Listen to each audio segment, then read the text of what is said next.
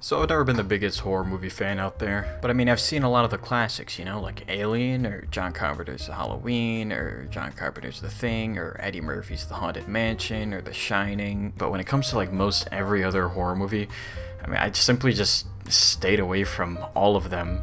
I was terrified of everything, especially as a kid, so I just stayed away from everything horror that would scare me. This month I decided to do something a little bit different. I wanted to check out some more classic horror movies, but, I got a little bit carried away and, I watched nothing but horror movies all of October. So I'm going to relatively quickly review every single movie that I watched. I'm doing this rather than writing it out because I feel like I have an interesting perspective as someone who hated horror all of his life, but, that's obviously a very debatable stance, and this video might be trash, but hey, I want to do it anyway, so why the hell not? So first up we have the Texas Chainsaw Massacre. This movie's great. I mean, I personally was just expecting the most gruesome, horrifying, just nasty thing ever, but this movie's very different. It has a very sick and gross feeling attached to it. For a film known for being violent and very gory, there's barely any violence or gore in it. It's all implied by the masterful editing and sound design. But I mean, it works. I mean, that's why it was banned in so many countries and has that R rating. It's because it makes you grossed out and disturbed by the seemingly realistic tone and feel that it's got. It goes so far as to tell you at the beginning of the movie that this is a true story and the events of this movie actually took place, which they didn't, but it helps achieve that realistic tone. But yeah, the movie's really good. You should check it out. I mean, if you haven't already. Next, I watched Texas Chainsaw 3D. This is one of the worst movies I've ever seen. No, seriously. Everything is terrible. The writing, the dialogue, camera work, lighting, story, continuity is terrible. It's awful. Okay, let me just break this down really quickly, okay? So 1973, which is when the events of the original Texas Chainsaw Massacre movie took place. It's a family of very sadistic cannibals, and there's only 3 people, well technically 4 people, living in this decrepit old house. Keep in mind this movie takes place literally right after the events of the original movie. So once the sheriff gets to the house, there's just the entire family line of the sadistic cannibal Leatherface family there. The speed of this family is ridiculous. Okay, let's just say for the sake of argument, these people live in some RV or somewhere close by, which by the way, the original establishes the movie takes place basically in the middle of nowhere, and I can almost guarantee that these people do not have a phone, and if there was a phone, it would be at the gas station where Drayton said there was no phone, which to be honest, he could have been lying, but you get the point. Why would you bring a baby? People are bringing guns to prepare to shoot and kill people. These people may be out of their mind, but isn't family the one thing they care about? Especially in this movie? Anyways, they get in a gun war when the sheriff and a bunch of absolutely random people, by the way, show up, and the house burns down, and that little baby that they brought to the gunfight becomes the main character of this movie. The main character of this movie is 20 years old, and I'm guessing this movie takes place in 2012 because this guy has a smartphone and he's literally using FaceTime. Shouldn't you be almost 40 years old, or shouldn't it just be set in the 90s? Also, this character shouldn't exist, and this whole movie shouldn't even exist because it's stupid and I hate it. Even the writer said that it was supposed to take place in the 90s, but it just doesn't make sense, so yeah, this movie shouldn't even exist. I might honestly do a full in-depth review of this movie if this video happens to do well, because trust me, I have not even scratched the surface on why this movie is so ass. It's literally one of the worst movies I've ever seen. Moving on though, Texas Chainsaw Massacre 2. This movie came out in 1986 and is directed by Tobe Hooper, who directed the original film. This movie is also a direct sequel to the original, and yeah, the order and timeline of this series is a mess. This second movie is a very different movie from the first one. This movie is specifically a dark comedy. There's little to no horror in it basically at all. This movie's a whack, man. It's nuts. It's so... The ending is something from a 5-year-old, dude. It's so crazy. I mean, it's nuts, and it's ridiculous, but it knows it's ridiculous, and it sort of embraces that, and it gives it a bit of a charm, and it's still entertaining and enjoyable for that reason. So, the Texas Chainsaw Massacre from 2003. This is one of the better horror movie remakes out there. Horror movie, for the most part, it's very believable. I mean, there's a lot of cliches in it, but it does expand upon the original film in that it's very original, it adds some stuff. I'm tired of these Texas Chainsaw movies. Hopefully the new one's good. I doubt it. But moving on. The Evil Dead movies, all 4 of them. I watched these for the first time with a couple of friends, and I basically knew nothing about any of them. So I'm just gonna quickly go over and describe each of them, and kind of tell you why I love them and why you should watch them too. The Evil Dead from 1981. This is one of the most iconic horror movies ever made. It's Sam Raimi's first film and also Bruce Campbell's first movie. And it's really good. I basically have no complaints about this movie. I mean, it was originally intended to be super scary. I mean, there's some creepy parts to it, but it's unintentionally really, really funny at times. I don't like cellars. Let's just close it up. It's probably just some animal. An animal? An animal? That is the stupidest thing I ever heard of. Jesus Christ. But I mean, you can tell people had a really fun time sort of making it that way, so that's kind of why the second movie is much more of a comedy horror than anything, really. And much like many other classic horror movies, The Evil Dead was banned in many countries and received a lot of negativity upon release for being too violent and gory. People really don't like horror movies, do they? But yeah, this movie's great. I mean, it had a very low budget, it has some incredible practical effects, and it pretty much is the ideal cabin in the woods sort of horror movie. The Evil Dead 2. This movie's a perfect blend of comedy and horror. It just does everything perfectly, and it's so much fun. It just always embraces that comedy, and this is where we sort of see the character of Ash and how everyone knows Ash Williams to this day. It just comes from this movie. Bruce Campbell, again, does a great job, and yeah, I mean, there's even better practical effects in this one. There's an absurd amount of blood just spewing out of everything all the time. I think that's hilarious. But yeah, totally worth checking out. This is my favorite movie of the Evil Dead franchise. I love it so much. Army of Darkness. Yeah, this movie is exclusively a comedy. There's some aspects of horror, and it fits perfectly in that Evil Dead universe that have been set up in the past 2 movies. But this movie's great. I mean, it's got everything that the other movies have and more. You got skeletons, it's fighting in stop motion. I love it. And when this movie's funny, it's really funny. Like, it's really got some hilarious moments, and once again, it's just a great time.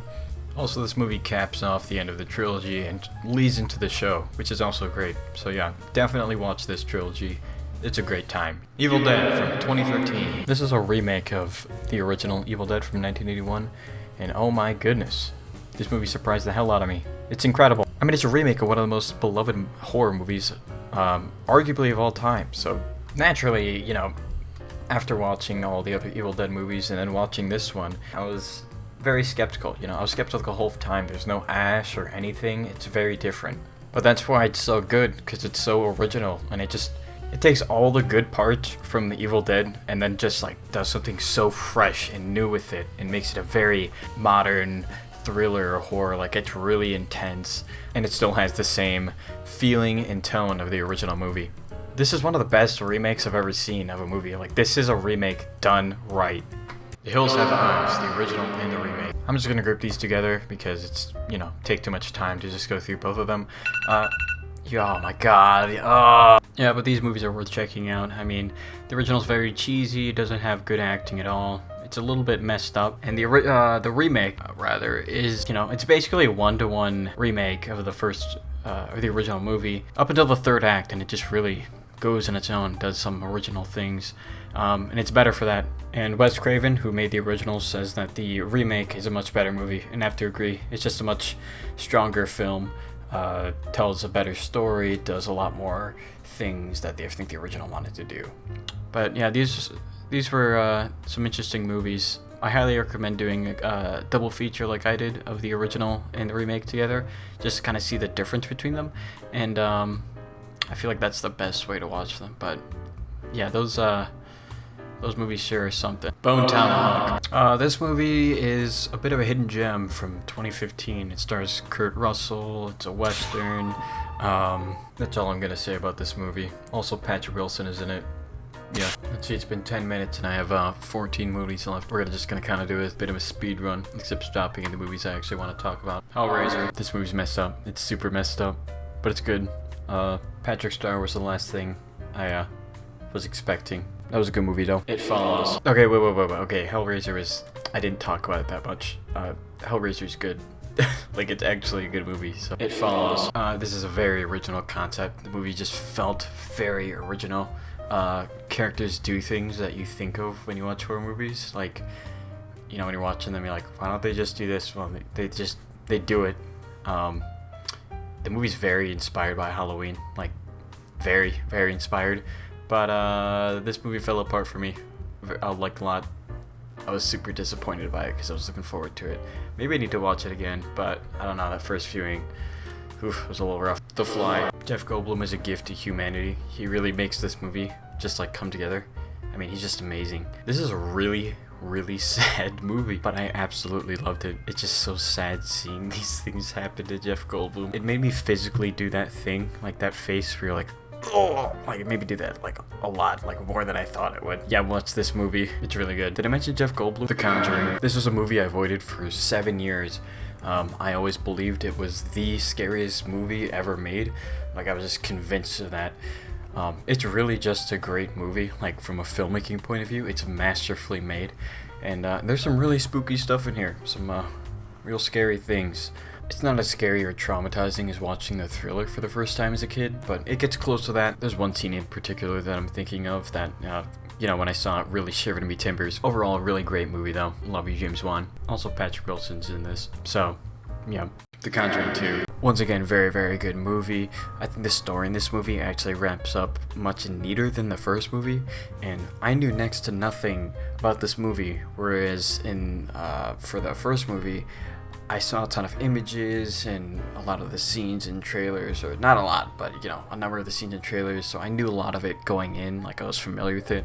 And so for this one, I just like, I was, you know, I knew nothing. Both movies are equally great, but I just kind of personally prefer this one over the first one. But yeah, good movie. And Patrick Wilson's also in this, so. Annabelle.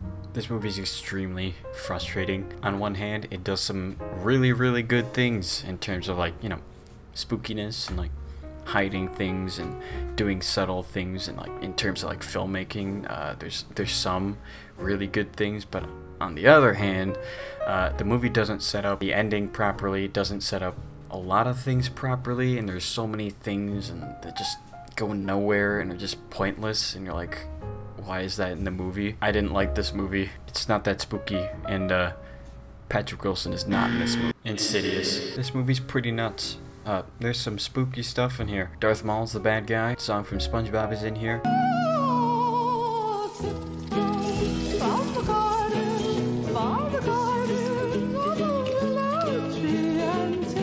Sometimes this movie just kind of feels silly. I don't know how else to describe it. I think I need to rewatch this one.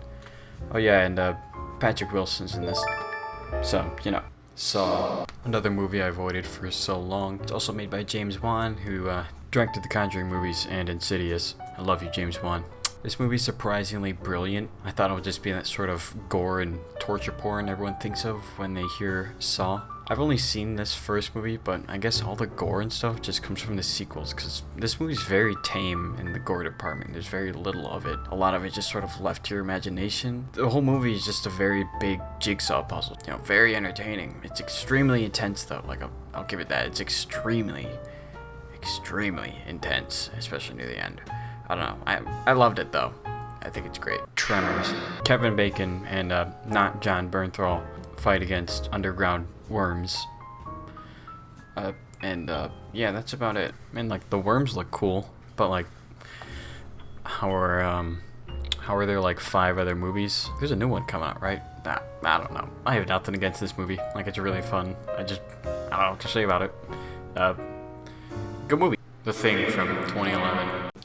John Carpenter's The Thing is one of my favorite horror movies of all time, and just one of my favorite movies. This is a prequel to a movie that is a remake of a film from 1952. This movie is virtually the same movie as John Carpenter's The Thing.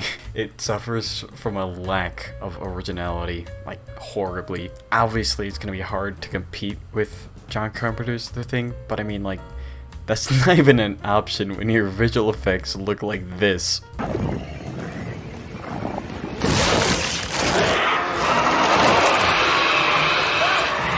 What's sad is that they filmed this whole movie with the practical effects that looked amazing, and the studio decided that this was better. Why did they choose this, dude? Who chose this? Mary Elizabeth Winstead's in this though, and she's great.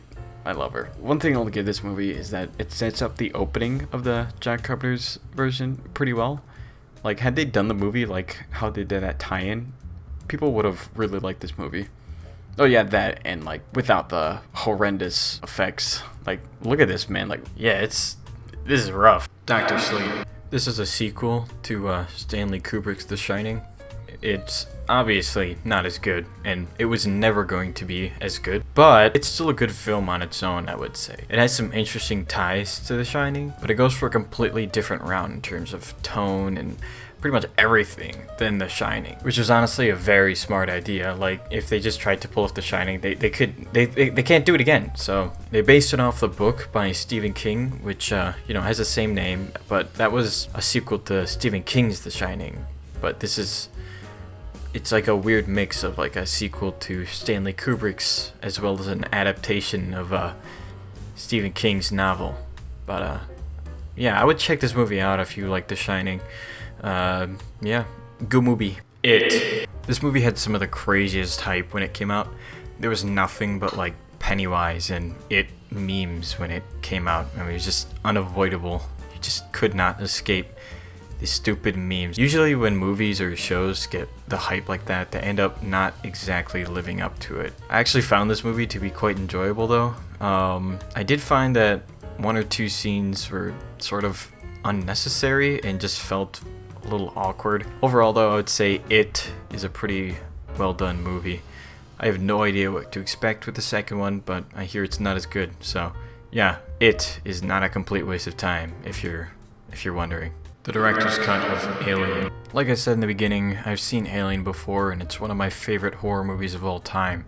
However, I've never seen the director's cut, so I thought I'd include it here. The director's cut is like a minute shorter and has a number of very, very subtle changes. Most are just like longer shots or like the removal of half a second or something. To me, it was basically the same movie. There's one notable difference though, and I won't show it because I think it's worth watching and just seeing for yourself. For me, this cut was more of the horror rather than the sci-fi, but to be fair, I haven't seen the theatrical in forever, so I could be completely wrong. I love this movie though. It's really a masterpiece and it still grossed me out and it still scared me. If you haven't seen it, like you really should. Like, it's a classic. I mean, it's Alien. Honorable mention to Alien Isolation. I mean, that's a game that perfectly encapsulates the feeling of this movie. But yeah, incredible movie. Halloween 2018. I kind of have a personal connection to this movie. I was super into the Halloween movies and Michael Myers since like 2016, 2017. Except I only ever saw the first movie and I loved it. So I watched a lot of videos on the other movies and I know a bit about all of them, kind of. Then I heard that there was going to be a new Halloween movie, and that it was going to be a direct sequel to the first movie, and that it was going to distance itself from all the other Halloween movies, and basically say none of the other movies happened. So, since I had only seen the first movie, I got excited for this because I could just watch it without watching the other 15 movies, or however many there are. The personal connection comes in because I snuck into the theaters to watch this movie. Basically, I went to the theater with my friend, and the plan was to buy tickets for Venom, and then as we're going to the Venom screening, just walk the other way and go to the Halloween showing. Because we were both 16, and to see an R-rated movie, you need to be 17 or like have a parent, so that wasn't happening. But we didn't get caught, and there was no one in the theater, so that was fun. I actually enjoy this movie. There are a number of things that I think are really stupid, but for what it is, I'm pretty pleased with it. Especially watching it again on Halloween with some friends makes it a fun time, sort of automatically. There's this obviously flaws, and it's not perfect by like any means. Like there's a lot of problems, but I do like this movie a lot, and I think it works really well as a sequel to the original. No clue how they're gonna do 2 more movies continuing this story, but like whatever. If anything, they should just make 1 more and call it a day, because then you have like a whole trilogy with the original, this movie, and then the next movie, which is supposed to be called Halloween Kills. They should have just named this one Halloween Kills and then named the next one Halloween Ends, which those are the confirmed names for the next 2 movies that are coming out. I don't know. That way you don't have Halloween Kills, and Halloween Ends as one series. I don't know. I think it would look better in a box set of just Halloween Kills, and Halloween Ends, but you know, we all know it's for the money. Anyways, that concludes my little presentation here. I really hope you enjoyed this. I learned a lot from this experience, and who knows, maybe you learned a lot from watching this video detailing my experience. And maybe, just maybe, the real movies, the friends we made along the way.